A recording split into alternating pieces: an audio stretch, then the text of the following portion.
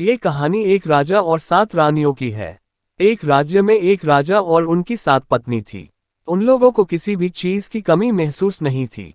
बस एक ही चीज की कमी थी, उन सभी 7 रानियों का एक भी बच्चे नहीं थे। इसलिए उसे बच्चे की कमी महसूस होती थी। लेकिन उनमें से 6 रानियां काफी सुंदर थी और अपनी सुंदरता पर घमंड करती थी। और सबसे छोटी वाली रानी दिखने में काली और सुशील थी और घर के कामों में लगी रहती।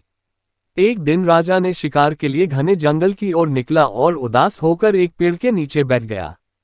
कुछ समय बाद वहां एक साधु आ पहुंचा और कहा, तुम इतने उदास क्यों हो पुत्र? राजा ने सारी बातें उस साधु को बताई। इतना सुनते ही उसने पेड़ से आम तोड़कर राजा के हाथ में देते हुए कहा, अपनी 7 पत्नी को आपस में बांट कर खा ले। राजा ने इतना सुनते ही घर आ पहुंचा और 6 रानियों के हाथों में दिया।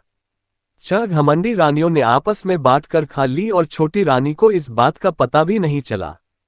कुछ देर बाद उसे आम का छिलका नीचे पड़ा मिला। छोटी रानी ने उसे उठाकर खा ली। कुछ महीनों बाद वह गर्भवती हो गई। कुछ दिनों बाद वह एक लड़का और एक लड़की को जन्म दी। ये देखकर 6 रानियां को जालन होने लगी और उनके बच्चों को उन लोगों ने छिपा दी। राजा जब शिकार करके वापस घर आया तो 6 रानियों ने बताया, इसने कोई बच्चे का जन्म नहीं दी है।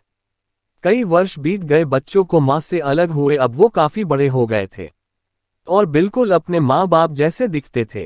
काफी समय बीतता गया। एक दिन बच्चे ने खेलते हुए अपने माँ बाप के पास आ पहुंचा। वो बिल्कुल अपने माँ बाप के जैसा दिखते थे। ये देखकर 6 रानियां ने सारी सच्चाई राजा और रानी को बताई दी। राजा ने उन दोनों बच्चों को गले से लगाकर उन्हें अपने पास रख लिया और 6 रानियों को घर से बाहर निकाल दिया गया। राजा और रानी खुशी खुशी रहने लगे।